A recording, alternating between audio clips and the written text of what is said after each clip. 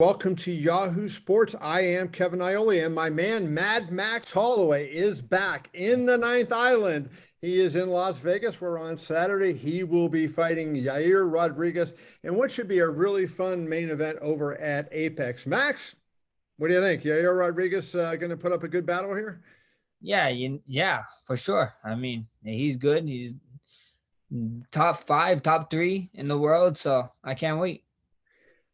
Let's start with this. One of the things I wrote about in my betting column today is I predicted you to win by a finish, and you hadn't finished in what, five or six fights. Now, I know part of it is the fact that you're fighting the best guys in the world.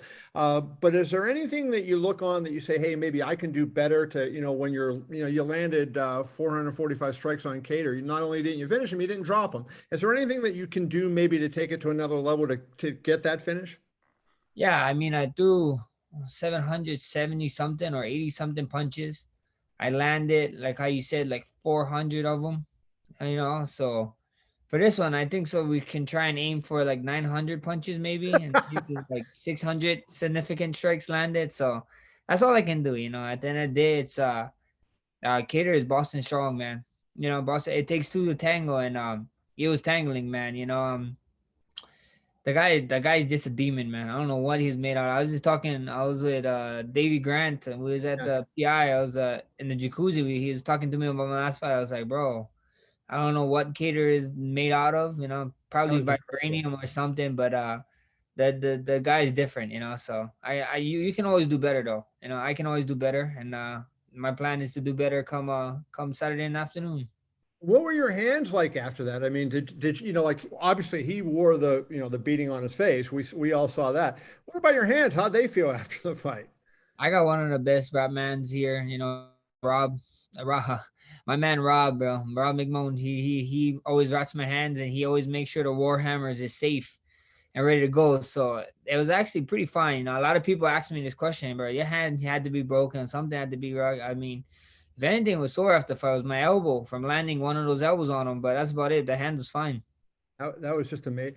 What was the experience like for you? You go on ABC, so you're the main event of a primetime show, or not a primetime show, but a network TV show, and that had to be significant for you. How did you feel about doing ABC?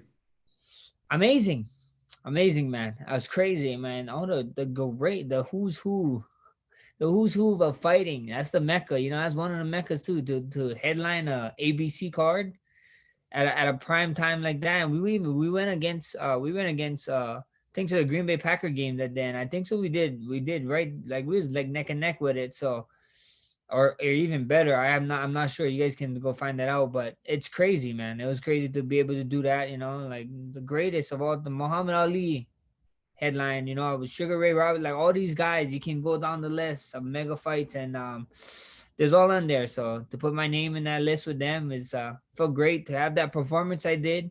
Uh, Felt great to the day before Muhammad Ali's birthday, doing that, getting compared to one of the goats, which I should not be compared to him. That guy's on a whole different level, And but nobody's compared to him. Come on, let's be. yeah, I know, to even talk in the same sentence of him, it's amazing. So life's good. Good stuff. Um, from your standpoint, what where's the evolution of your striking come from? Like you've always been a good striker, we've known that, but it seems like you've really been on an upward trajectory, and I think this is your last fight in your 20s, right? So you're Yeah. hitting 30 years old. Is it just the fact that cage time and experience, or is there something that you've been doing in training that's helped you get so much better? I think so. You said it. Cage time experience. I see cool things here and there. I mean, new video games come out. You get better at. You get cool ideas. So at the end of the day, I think it's just time. At the time. I'm like to consider myself like wine. And be better with age. So we come better with age. So at the end of the day, I just think so. It's just experience and time. You've fought a who's who of the best in MMA. I know you've been talking about fighting Conor McGregor, and that leads me to my next question. It would seem almost, if you're talking about fights like that, that the featherweight title isn't on your mind, anymore. Is the title still a priority for you, or how do you view it right now? And look, I got five title fight wins. I definitely want my sixth title win, and what better person to be with Alex? But at the end of the day, UFC discussed with us. I got a win over the 155 champ. You know, we're always on the short list for the Conor McGregor fight, like you said, and I'm the best boxer in the UFC. So we live in wild times. So I'll let you guys use you guys' imagination. What can happen next? There can be some big fights out there. Do you do you feel like, from the last time you fought at 155 against Poirier that you're different? It seemed like, maybe your size was a little bit detriment to you in that fight where he was, maybe a little more physically powerful.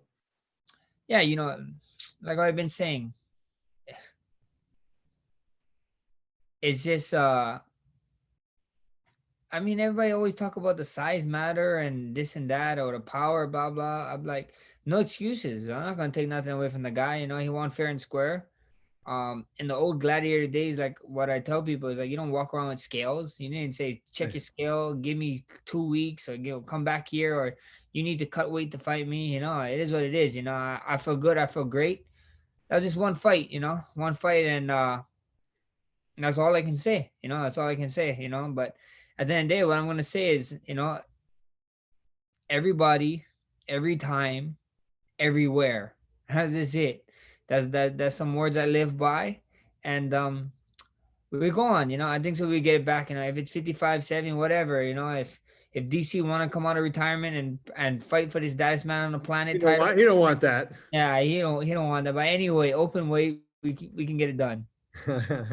Max, Volkanovski talked about you after his last fight, and he credited you for being willing to, what you just said, fight anybody. And he said you probably didn't have to take this fight with Yair and would have gotten the title shot had you wanted it. What motivates you? Like, there's been guys who sit out and wait and they say, hey, the title shot is something. What motivates you to do this, knowing, like he said, you probably could have had the title shot and you said, hey, I'm a fighter and I make my living doing this. So what's the motivation behind it? Like I said, I mean, every time, everywhere, everybody, everywhere. That's just how it is. It's simple. If you want to be the baddest man on the planet, you want to be one of the goats, about number one pound for pound guy, you fight, man. You just go out there, you fight, man. There's no way around it. And like I said before, there's a long everybody our sport, UFC, they don't have this tournament structure, so Right. it's tough, right? And in our sport, a lot of people is just at the elevator, they want to get to the elevator, they want to go straight to the top.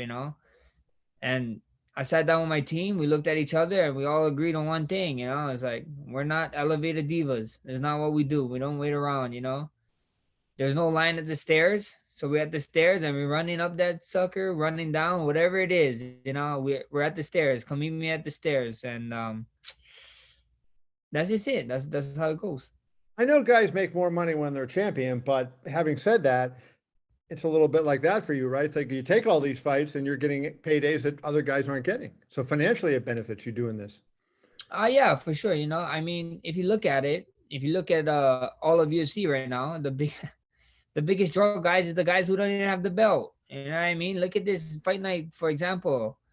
Go tell me who else's fight night they was selling tickets like that too. And they took out, like, I heard that they took out like the first couple rows. There was only like the third row left. They opened to the public. So at the end of the day, like I said, if you look at it, most of the guys, most of the draw guys don't even have belts. So I'm just gonna keep doing me, keep fighting. Fighting is, we have such a short window in fighting anyway.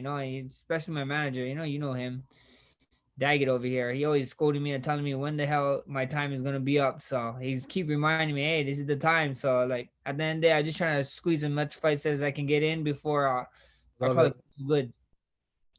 Love it. What, let's talk about the fight on Saturday night. How much of a factor do you think the fact Rodriguez is the opposite of you from the standpoint of you're fighting all the time, and this is his first fight in 2 years, and he had another long layoff before that. From your standpoint, against a guy as sharp and as active as you, is that kind of a big problem? Not being active. I mean, I don't know, because there's the pros and cons for everything. So one of the pros could be He added games. He added gains to himself in different areas of his fight game. And one of the cons can be, was he able to? Is he able to still perform under these lights? Because these lights is different. So at the end of the day, I can't wait. You know, the beautiful thing of everything is that me and him need to see each other come Saturday, and that's what excites me. So you know, it's whatever it is. I know you're a fan of fighting, right? But when you watch other featherweights, can you be a fan of theirs? Like I watch him in that fight with the Korean Zombie. I'm going nuts, like as a fan, just watching the fight. Do you do that as just that? You know, I know you have to look at these guys as prospective opponents, but do you also geek out when you watch a good fight like that? Yeah, I mean, I geek out when I watch fights for sure. If I do end up watching them, you know. But at the end of the day, I was a big fan. You know, that's what I said. Jose Aldo was like one of my idols. You know what I mean? I was a big fan of Anthony Pettis, and I got to fight these guys. And it just seeing names, you know, fight. You know, now we're coming in a generation where it's an all new generation. You know, and I'm coming up with this generation, so it's kind of crazy. But when I see a good fight, I'm no hater. It's like, man, that was a good fight. That was a crazy fight. So that's when I do tune in. So I mean, I hardly ever do tune in, or I see highlights, and I see Why highlights. are you tuning in? What's going on? What's keeping you away? I mean, I'm not tuning in because I got other stuff to do, like play video games, you know. So come see me at fb.gg /Max Hollow Official, and we live stream. We play Call of Duty. You want to see somebody too slick on the sticks? Let me know because I'm going to I go in there and got kick your some. butt in that. So we're going to have to get out to you. Let's wrap it up here. You know, when do you come back? Like, how soon are you back? Let's assume you beat Rodriguez. How quickly are you back? You know, because I know you want to keep this thing rolling. When do you think we'd see you back in the cage again? Early next year, hopefully. That'll be great. Early next year, like I early next year. You know, I got some personal business to take care in April. You know, I'm marrying this beautiful lady of mine, so we're doing that in April. Congratulations. So you know, hopefully before that, you know, then I can get something done, enjoy the wedding, go on a nice honeymoon that she deserved because we haven't been able to travel since this whole pandemic stuff been going on. Where are you So going? Where's the honeymoon? we didn't figure it out yet. So you know, it depends on what's going on in March. If everything happens down in March, so we see what happens. All right, brother. Max Holloway against Yair Rodriguez on Saturday over at Apex. Max, always one of my favorites. Appreciate you, brother. Good luck to you. Thank you. See ya. Later,